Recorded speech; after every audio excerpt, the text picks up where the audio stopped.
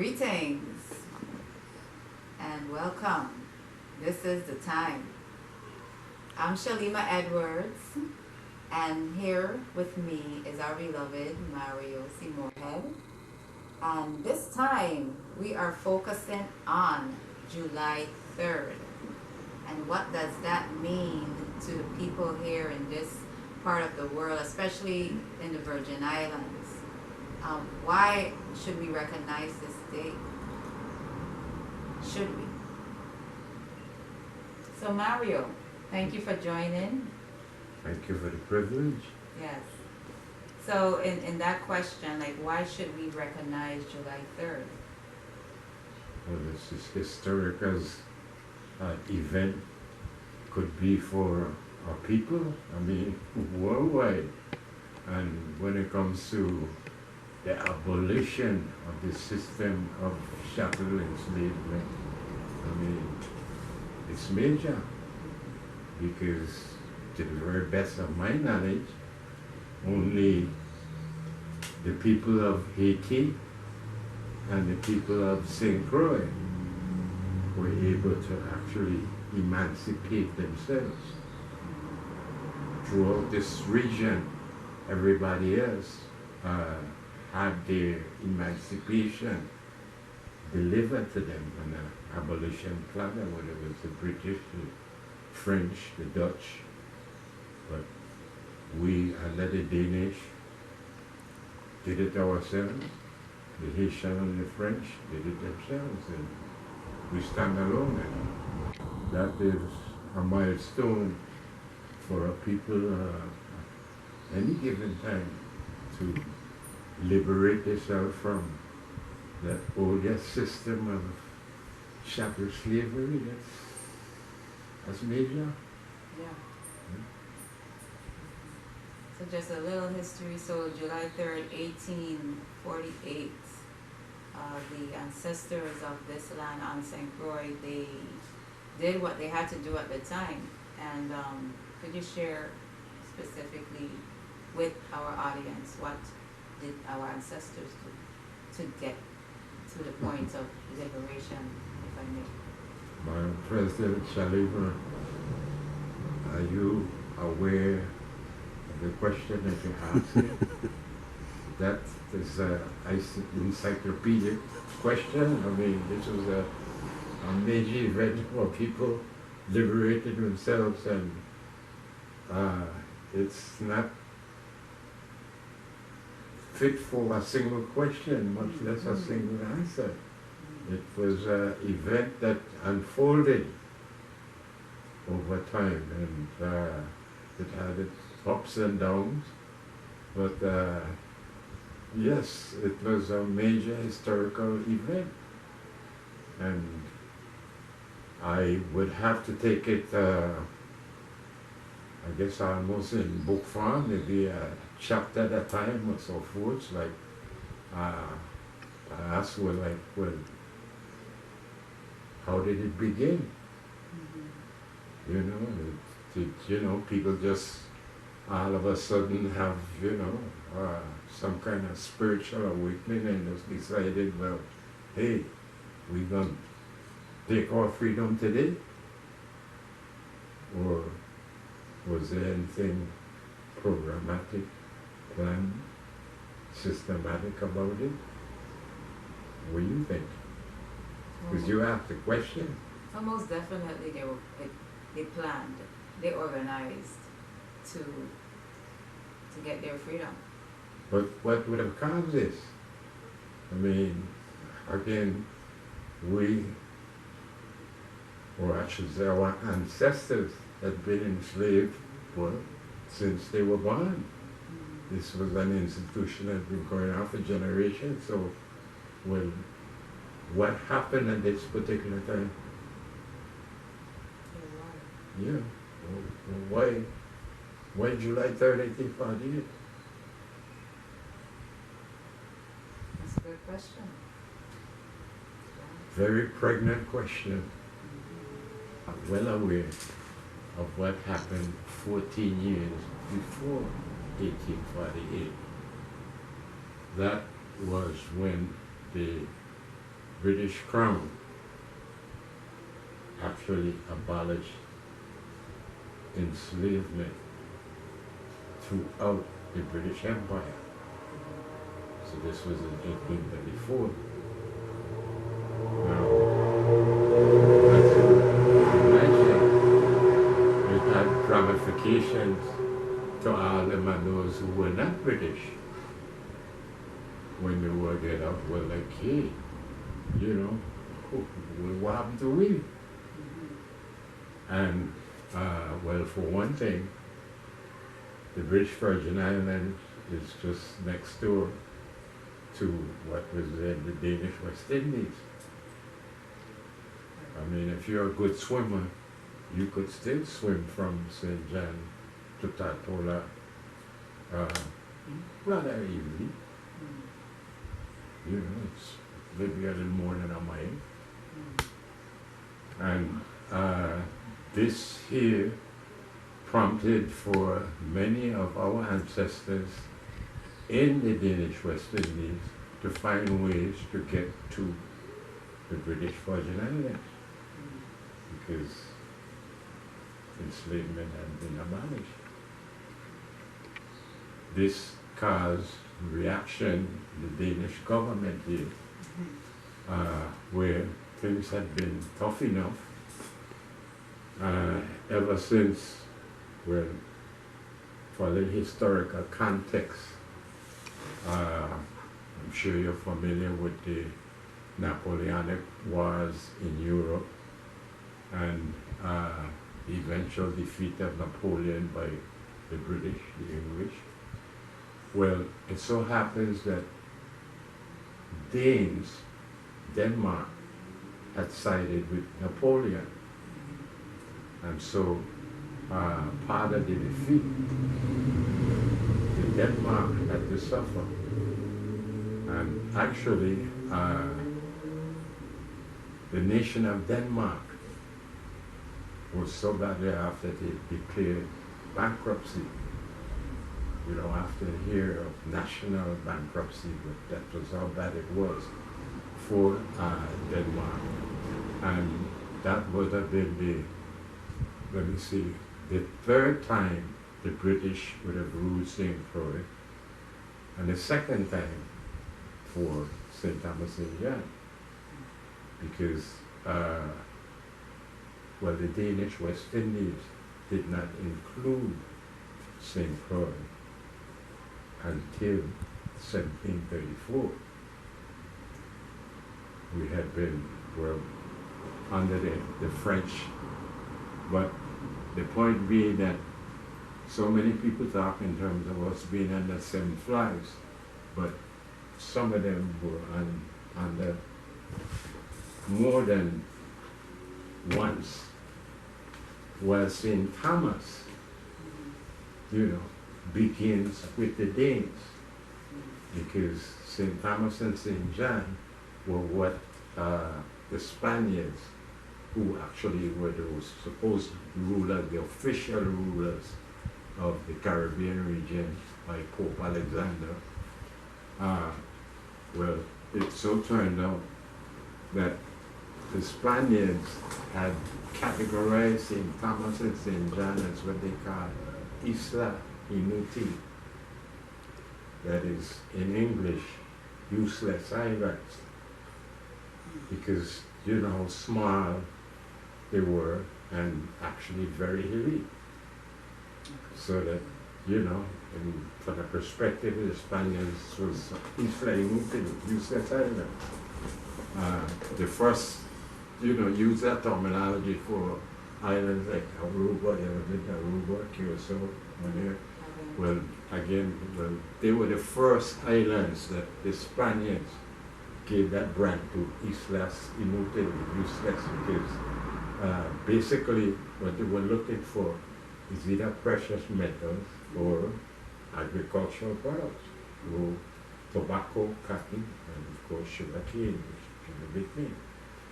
Well, as a result of the Danes siding with Napoleon, they suffered terribly. And we, being Danish colonials, if the nation was in bankruptcy, I'm trying to give it perspective, imagine how our ancestors were suffering. And this was the times when what we call the starvation apple was a staple in the diet. Because that and wild vanilla greens basically is what, sustained people, because there just wasn't any food. And when the Danes finally recovered the islands from the British, it was really hard times, and within a decade or so after that, next thing you know, here is the British abolishing enslavement. And so, it was a very, very tense, I don't say, contentious situation in the islands, and most of the estates were on lockdown because there was just sufficient agitation for the militia, to be on the alert, because people were fleeing, people wanted to get to the British island, or if not to Puerto Rico. But it was perceived by our ancestors here that, like, hey, we were never going to be free. Then came, the summer of 1847, which is the year before 1848, and this is how events are now unfolded. The Danish crown, as a result of the contention that's taking place now, they issued a proclamation that, effective immediately, all newborns are born free. Everybody else would be free in 12 years. Well, that was basically the lighting of the fuse. And this is when, the unrest, we call it that, this is when the unrest sought out and found leadership, found form, and eventually found planning. And the leaders turned out to be General Bodo out of Lagrange, who was, particularly suited for it because he was literate and he was the sugar boiler on the island, that every estate would actually hire Bodo from Lagrange to strike, well, that's the term they use, to strike the sugar, which is the precise moment when you want to take the sugar off of the heat. Because that was the strike. And next to Barbados and Jamaica at the time, this island, which was known as the Garden of the West Indies, was producing the best muscovado in the Caribbean. Muscovado is what is known as pure brown sugar. Unrefined brown sugar, and muscovado sugar. And so, yes, this was his talent. And it facilitated the communication between estates because he was free to move around. And so this also is the reason why it took a while for the plan to unfold, because once the summer is over, which is when this proclamation was made, the sugarcane harvest is over. Harvest for the year. Sugarcane harvest begins the beginning of the year, in January. Now, they wanted, again, because we don't want to be an encyclopedia of an answer, but just to tell the story, which is that you wanted to have a time when the militia the Danish army was preoccupied. And this would happen as soon as the sugarcane harvest began, because within weeks you would have sugar that would have to be transported to Fredericksburg. We would load them steamers to go to Europe. Then, because the big problem with any kind of insurrection, any kind of rebellion, was this tremendous fort that was in Fredericksburg. It was impregnable. I mean, any attempt to do it, I mean, shoot it off. And so it was necessary to neutralize this military installment, which is the Fredericksburg fort. And so once the sugarcane harvest began and they started transporting sugar to Fredericksburg, many of the same soldiers that would be in the fort guarding it, they would have to guard the sugar that was on the wharves awaiting shipment. And so that they could get to maneuver within the fort, because the plan that they came up with was that they had to neutralize the firearms of the fort, whether it's musket, rifles, or cannons. They all needed gunpowder to fire. And the plan was just that, to get rid of the gunpowder. And so it took months, because as we learned, there were some days, sometimes a week would pass, that they could not get any movement between the sand and the gunpowder, because of how the situation was in the fort, the soldiers. Because this was a tedious job that they had to do. Sometimes it would just be a handful of gunpowder, you know, and when you get an opportunity to go by the bayside, you drop in the water, you take up a handful of sand, and this is how you're going to replace the crates of gunpowder that's in the pack room. Anyway, it took, well, as long as it did, but because you had the two leaders, General Bodo, who was, he had what was called the fleet. But it's like today, nowadays, like different houses, different areas, we have a crew. They established, we call them gang and gang bangers and whatnot. Well, the admiral had his fleet. And this is, I don't know if you know, Estate Bagavale is just below Estate St. George's.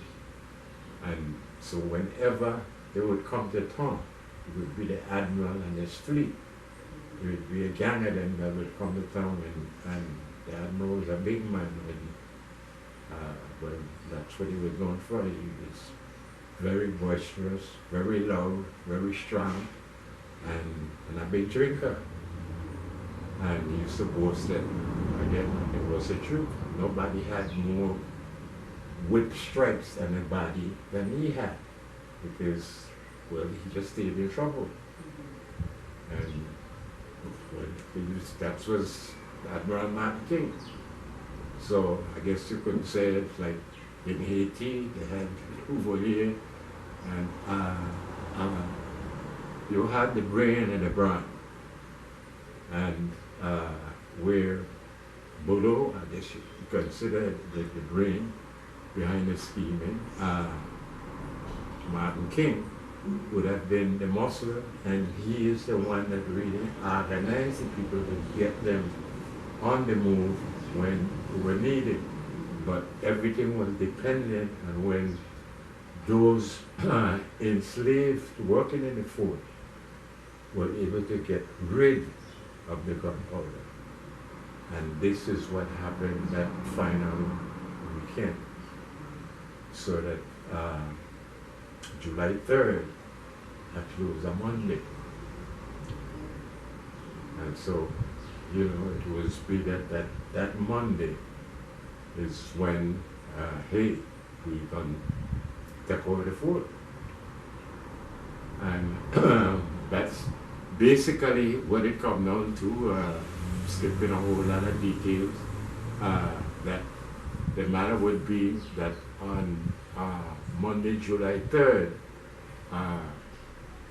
the people would come to town and they would demand their freedom or they would burn down the town.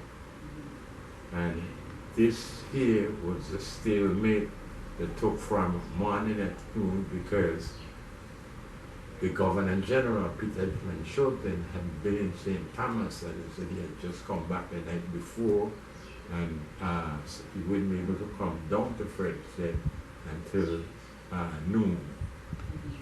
And so that was the deadline that First Haven was, hey, if by noon, you know, burn down the place, well, the word finally come, hey, delayed, and blah, blah, blah, blah, blah. And finally give the last ultimatum was like 3 o'clock in the afternoon, hey, you know, Van Schulten be the order, or, you know, we burn down the place. And this is basically what happened. It was big to do in the fort and Van Schulten to come down because we want to know how, you know, these unarmed black people, you know, could really cause this big military installation, which is how it was viewed, to basically surrender. But the fact is, well, they didn't have any firepower. And that was the only advantage. Well, ours was from the day, you know, it started capturing Africans and colonizing the world, it was because of the firepower. You know, obviously the numbers were in a minority, but the military power was definitely, you know, the superior advantage that they always had, and that made a difference on July 3rd, 1848. And so when the Governor General, Peter Van Schulten, finally arrived on his carriage and went into the fort yard, well, it was big to do and all kind of back and forth and whatnot because he couldn't understand how the hell this happened, and well, he was left with no choice. And so basically, you know, when the establishment teaches anything about the third, that's what they will tell you, that out of the goodness of his heart, Governor General Peter Van Schulten, because they were this black woman, he, you know, said, well, all and free to this day free. But actually, as the people who were there knew, that was a surrender. That he was surrendering and saying, well, okay, y'all win, you know, you're free. And celebration break off from there. And it was, well, celebration of their lifetime.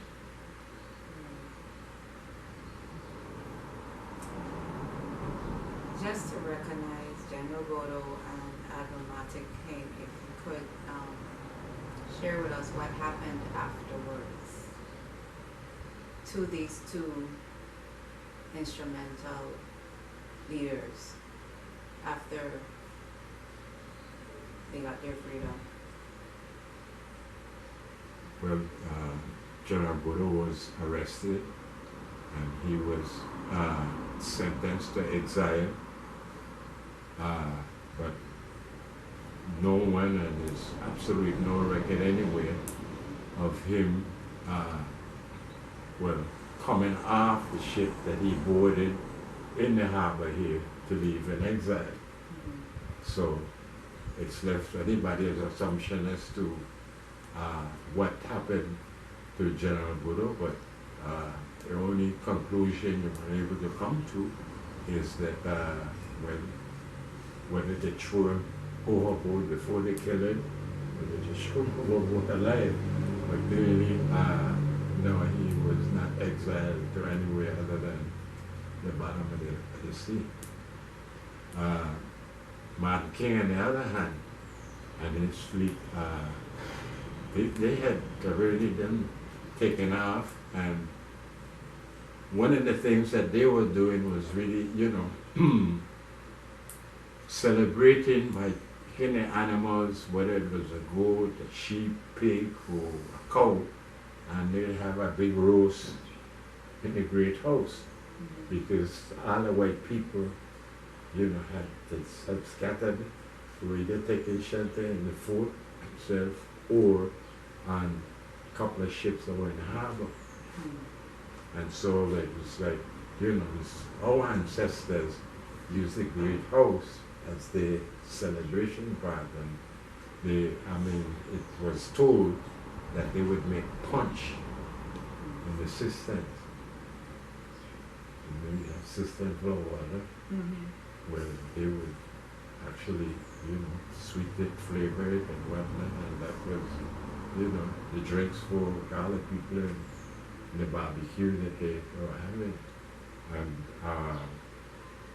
basically, Admiral Martin King and his fleet, learning, like everybody else, that they had arrested Bodo, well, they took to